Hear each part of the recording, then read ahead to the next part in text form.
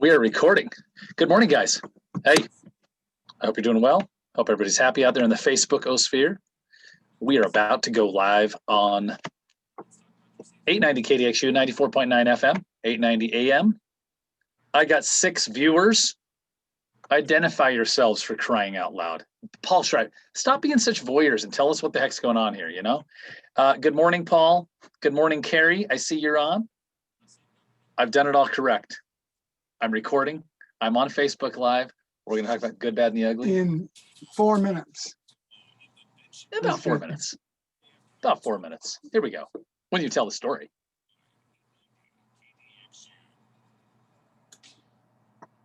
I wish we could get good morning, ladies and gentlemen, ladies and germs. Isn't that what they say? Boys and girls. Boys and girls, real estate fans from across the land. Jeremy Larkin here, host of the St. George Real Estate Morning Drive with my cohort, Jesse Paul. Good morning, everybody. And the illustrious Andrew Griffin, the Andy Griffin Show. As long as you don't ask me to illustrate anything. Yes. I'm not good at that. Yes. Now, here's the dealio. I'm Jeremy Larkin, host, of course, St. George Real Estate Morning Drive. We have been playing with this technology for a long time. The last missing piece. There's 2 last missing pieces. The music. It would be to get the music into the live feed. And there's a way. There's a way. There's always a way. There's a way. And then the second would be getting the phone calls into. That's right. And I know it's possible. I know it's possible. We just haven't gotten there yet. Okay. Yeah. In 1985, Doc and Marty, because I saw Marty Lane this morning, traveled back in time. I know we can figure this out, right? I know it's possible, man. Yep. It's 2020. Incredible. Guys, we're going to talk about the good, the bad, and the ugly of selling real estate, because it's not what they show you on HG. Well, you know, the HGTV real estate's more like the bold and the beautiful. Good grief. Not real. Good morning, Jessica. Good morning, everybody. Andy, it felt so like fall today that I threw a flannel on. Really? This just feels so good out there. It was chilly. It's supposed to be 85 though today, right? So this weekend is you're going to see a whole bunch of mountain bikes in town. The Utah High School Mountain Bike Association is hosting the state championship races. I'm taking Jesse out Saturday. And I'm gonna. Jesse's actually he's gonna be a walk-on. I have never truly ridden a mountain bike like No. you guys ride. And I'm taking him out on a bike ride Saturday, and we're gonna go to the races. And the best part, Andy, is he said, "Do you have a what did you call it? What kind of seat? Oh, grandpa seat. Do you have a grandpa seat?" And I said, "No, I don't, dude." Oh, I'm just gonna buy one just to have fun with. Oh, yeah, like with big old giant springs underneath it. Yeah. Let me tell you a story. So this is pretty funny. Today we're going to share the good, bad, and the ugly, Yeah. like some of our highs and lows of selling real estate in Washington County. About today's 2020, right? Mm-hmm. So 22 years ago, I got one of my good friends who will go unnamed into mountain biking. Now, for those who are watching the program today who have ever gotten out and actually ridden a mountain bike, you find out that the old sit bones get a little tender for a while. Why do you think I want a grandpa seat? Yeah. The issue is the grandpa seat is actually the opposite of what you need. The grandpa seat actually only helps once, but over time it just chafes the crap out of you. Really? Yeah. Oh yeah. Well, why do you think there's not a single human who's actually a serious biker using a grandpa seat? Have you ever, did that ever dawn on you? Their ego, because of the amount of shame that will be put on them when they're seen in public. About the time you add 5 pounds to your bike with a saddle, it's not fun anymore. And by the way, 5 pounds is like adding 100. Okay. So we go out on this bike ride. His name is John. That's all I'll say. He shows up. It's like his 3rd ride. It's 1998. And he has to his bicycle seat a piece of that like 4-inch foam that people take camping. Oh yeah. And it's duct taped around his saddle. I love it. I wonder if I can find that seat that He's never lived it down, ever. The rest of the story though, was it worth it? Was he happy with his choice? Probably that day. Yeah. You know, hey, we have 15 people on this morning. I love it. We got all of our listeners on 890 KDXU. Jesse found the thing. So look, the state high school mountain bike championships, while Jesse pulls up his grandpa seat, is this weekend. I'm a coach for Dixie High School. It's going to be a lot of fun. It's Friday and Saturday. And if you want to see the spectacle, it's actually pretty cool. It's at Desert Canyons. It's at Desert Canyons out by the airport where all the homes are. Mm-hmm. You can't miss it because you get off the exit and it'll just be a melee. So it's to the north of that exit, and it will be incredible. There will be thousands of people out there. And how long is the course? Is But, it? well, let me walk you through that. Okay. Yeah. COVID. Let's talk about COVID. Oh, these guys just hate. They just want to kill people.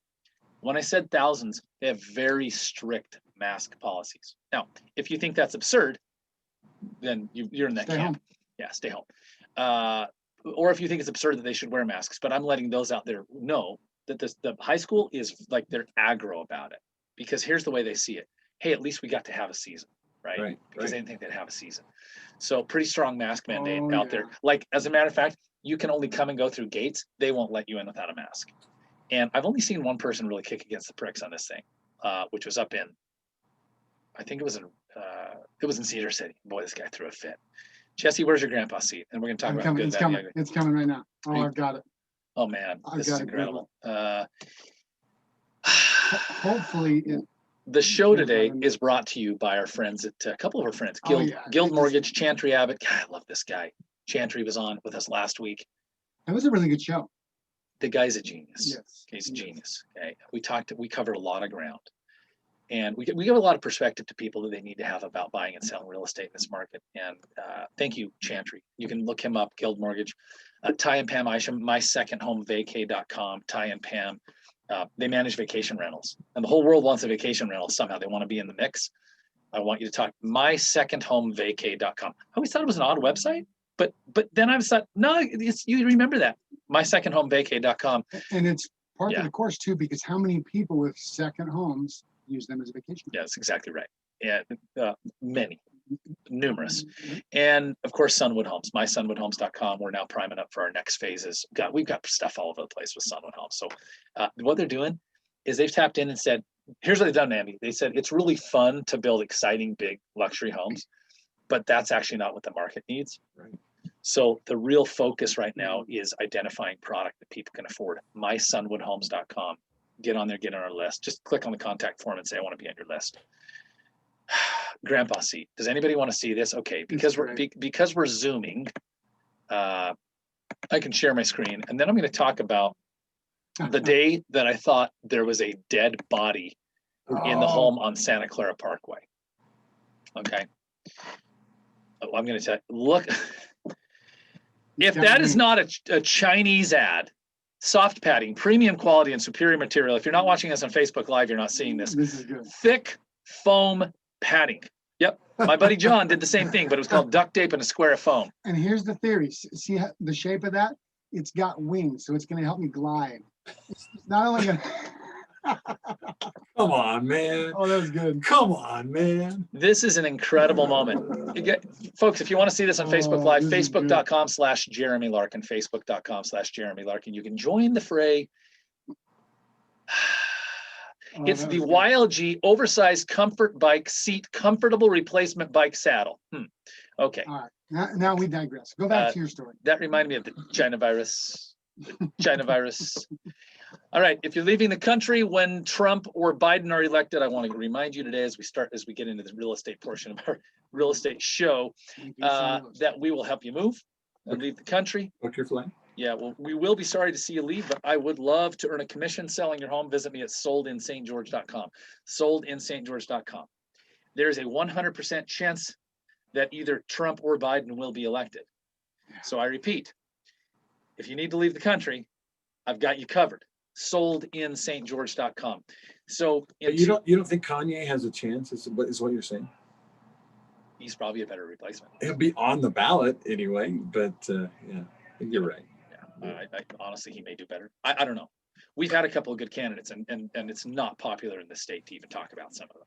Yeah. By the way, but I'm going to say it anyway. Mitt Romney was actually one of the best candidates we ever had. I don't care that people in Utah have decided they hate him. By the way, I don't love him. I said he'd be a good candidate. He was. And the reason conservatives hate him is he's quite moderate. Yeah. And you cannot survive. This is my little political rant. You can't survive in the modern world as a hardcore conservative or liberal. It just does that make sense, Andy? And maintain peace. It doesn't. I hate that. I hate that. I mean, as a politician, Right. Well, I mean, Joe Biden is the most moderate of all the candidates they had. Correct. Unfortunately, right now, it looks like he's being controlled by all those Yeah, he's a puppet. left-wingers. So by the way, guys, I didn't say who I'm voting for, anything else. I'm simply saying that in this world, you have to be pretty moderate to survive because it's so polar. Marianne Williamson is a candidate most people never even knew about. She's incredible. She's an author, and she would have been outstanding. Listening to her book right 2016. Oh my gosh.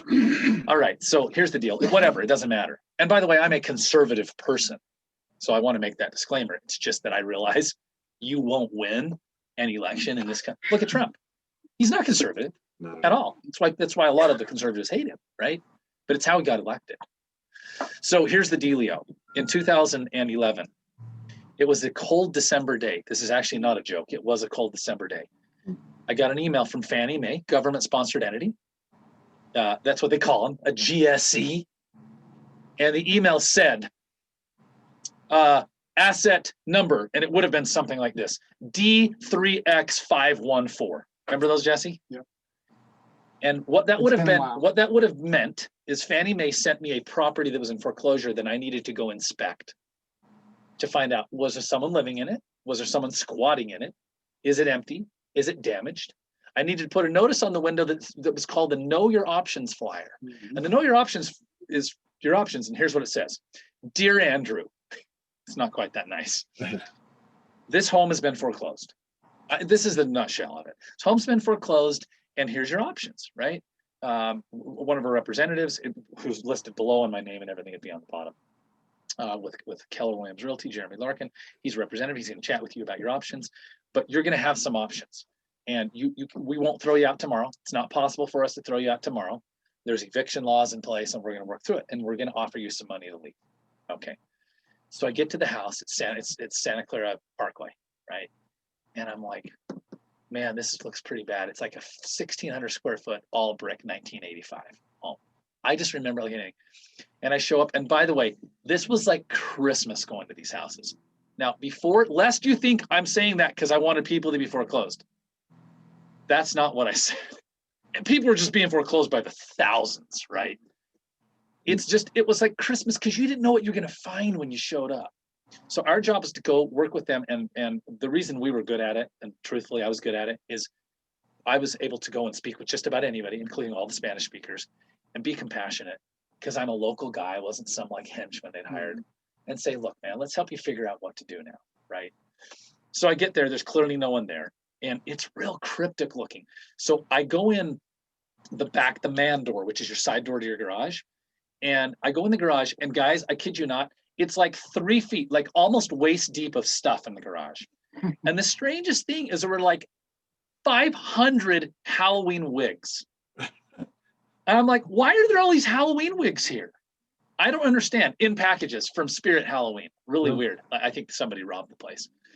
So I open the door from the garage into the kitchen, and all I see across the entire kitchen floor. And guys, when I say I stopped, like, you know, when you're walking at night and you get a chill down the back because you think someone's behind you?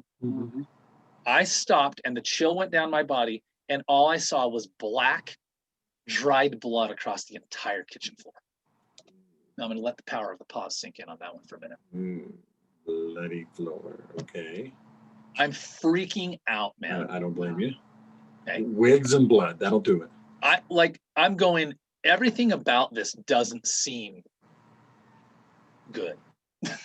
You know what I mean? I'm like, this seems bad. And think of me frozen in stepping, right? And I look around, I'm like, and I back out. And so what it is, I instantly ran back out of the house. So I physically ran out the back door. I'm breathing hard. I walk around the house. I walk around, and I might have called somebody. I might have called the office and said, Tamara, I don't know what the crap's going on down here, but there's dried blood all over the floor. I think I called her. She's like, really? Do I need to send someone out? And I said, I don't know. And so I stammered and paced around. And I finally went back in, and what I discovered in this house is that the freezer had meat in it, and they had walked out. When I walked in, guys, there was mattresses with sheets and stuff on them on the floor, like they'd gotten out of bed that day and just ran out of the house to avoid authorities or something. It was that kind of a house. Clearly, it's what had happened, actually. There's no question it's what happened. No. And the meat in the freezer had defrosted and just bled all over the floor. The good, the bad, and the ugly. Guys, selling real estate is not super glamorous. Okay. I've been screamed at in those deals. I've been yelled at. I've been threatened. Go ahead, Andy. I was gonna say, didn't it smell? The odor was. It was horrible. It was horrible. I walked in. There's another time right here off of Diagonal. There's one little block. If you go down Diagonal, there's a block that's probably like 400 West. All of you St. George people, and I want to have Jesse tell us it's good, bad, and the ugly. This is the ugly. I'll tell you two more. So, and this is fun. I'm Jeremy Larkin, host of the St. George Real Estate Morning Drive. People just want to hear something fun. Yeah, once, right? that one was a good one. There's one little block that's like a shape of a pizza. It's a pie. And all that's on the block is like 4 homes. Because that's all because you know how Diagonal keeps going up, and then the blocks are cutting against it. Yeah. If you saw it, you mean it's a little pizza pie block, and all that's on it is a duplex and 3 other homes. That's all that fit on the little pizza pie. I go up there to the duplex, and I kind of peer in the windows, and it's completely vacant. Fannie Mae, same thing, foreclosure assignment. But when I say peer in, it's a glance. When I open the door, the entire room is literally moving. Like the room's moving. Oh no. And before I can open the door, think of this in a second, like 1 second, I creak the door open. By the time 3 seconds and the door swung open, all of the tens of thousands of roaches disappeared. Like the whole room looked like it was moving. And I'm going, oh my gosh. And where they disappeared to was so weird. They just disappeared under the base. It was like a laminate floor, and they'd gone under the baseboards. I don't know. They squeezed through and in like drawers and stuff. Yeah. And so we had to tent the whole entire thing, like the circus tent. It was so bad you had to tent it. Oh yeah. And then the last one was, I could tell hundreds of these, I could tell 30 or 40 of these. Is I went down to, oh my gosh, Sunland Drive. So I'm down on Sunland Drive. Sunland Drive. Yeah, the 444 South Sunland Drive. What are those townhomes called? Hilarious that I could not remember, but I've sold so many of those. And we walked in one day, and it was my kids. So my boys are now 14 and 15, my youngest. They used to go to these houses with me a decade ago. And the funny part was they were like 5 and 6, and what would they say? Dad, we should buy this house. To every piece of junk house we went in, because they were just kids. Mm-hmm. And we walked in one of those, and people just walked out, like I said, and a dog had been in there, a little tiny dog, and it had just pooped everywhere. I mean, everywhere. And honestly, like you had to leave because you're going to vomit, man. The villages. Thank you. Lost my room. Would you tell me a positive story? This is fun. I hope some people are entertained. If anyone's watching Facebook Live, tell me, please, if anyone's getting entertained. There's some weird stuff out there. Poop, roaches, and blood. How can you not be entertained? I don't have anything like that. I just have either personal devastation or fun. Tell me about the silly one that we talked about before we started. The one. So my very first home. It's 2012. I just got my license. I'm so excited, and I had this client that had a severely handicapped child. And so there's 5 or 6 of us going through this house, and she's trying to help him. We're getting ready to go out, and I go through and I lock all the doors. And somehow one of them was behind me opening doors. And so and this was in Portland. And so I left there, we got done. And the city formerly known as Portland. Right. And my wife and I would go to Seaside about every 2 weeks. Oh, Seaside's great. So I headed to Seaside. Great. I get almost to Seaside, and I get a phone call, this irate agent, because the door was left open. Yeah, the agent of the seller. Yeah. Okay. Oh my gosh. And I thought for sure they were going to call the police on me. I didn't know what was going to happen. They were that angry. They were that angry about a door being left open. Yep. On a vacant home. But I was just devastated. I couldn't believe I'd done that. Do you love this? His heart is so soft that he left the door. And I was going to turn around and go back, but they had. Wait! For a vacant house, a door open. Yep. But you got to realize, Portland is not like St. George. It's not like you can leave something open and it's going to be safe for 24 hours. Also, it was a front door. Until about May 15th, it was really safe up there. Keep going. Maybe. I'm going to keep throwing all jabs I can out there. Maybe. Anyway, so it was just the worst feeling in real estate I've ever had, because I just screwed up. Oh, but the funnest was my second showing. It was this young couple. 2 little boys, just the cutest thing ever.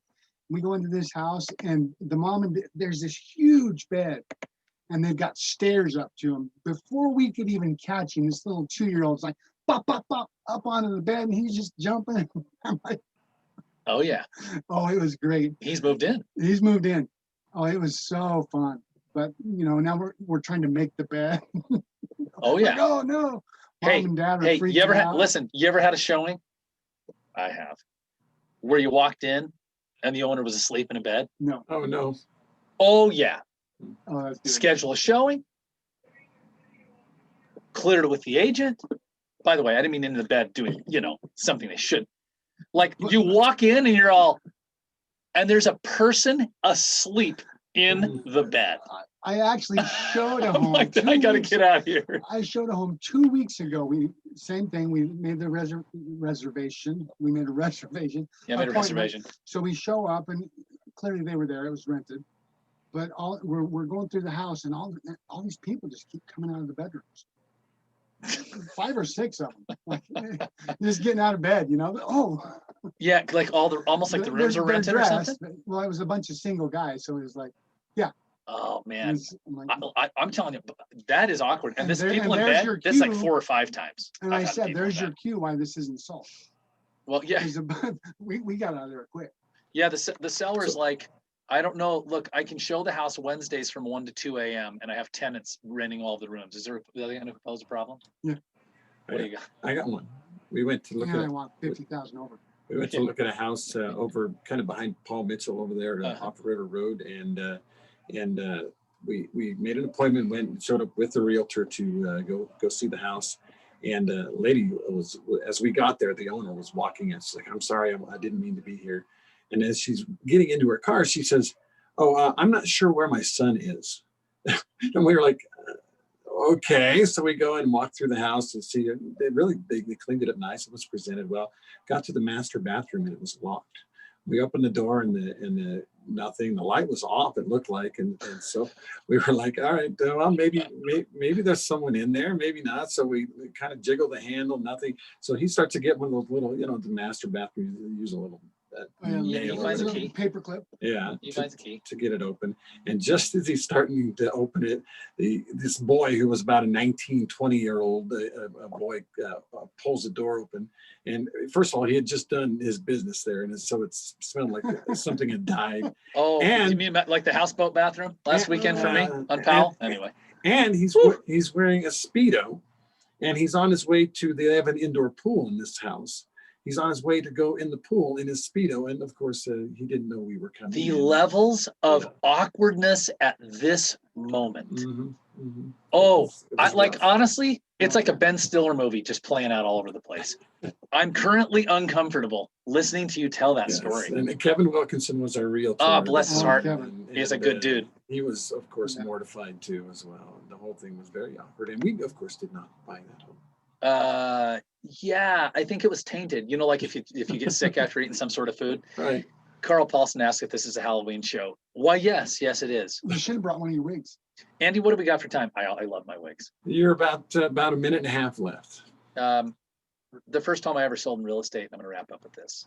In 2005, I got my real estate license. I had no idea what I was doing, which is telling, because people, by the way, your new agents don't have any idea what they're doing. Right? That was 1,300 sales ago.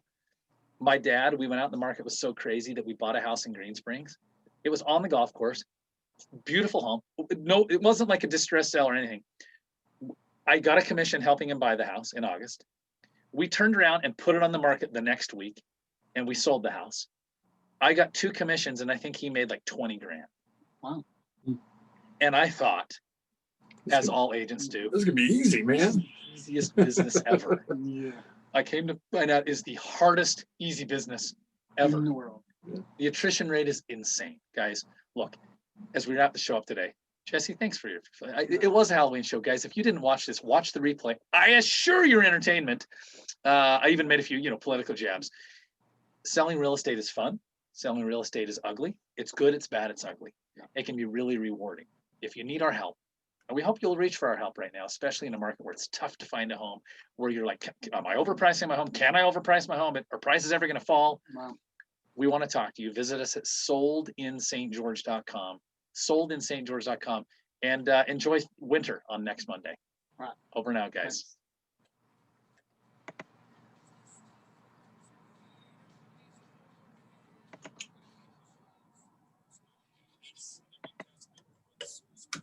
News Radio.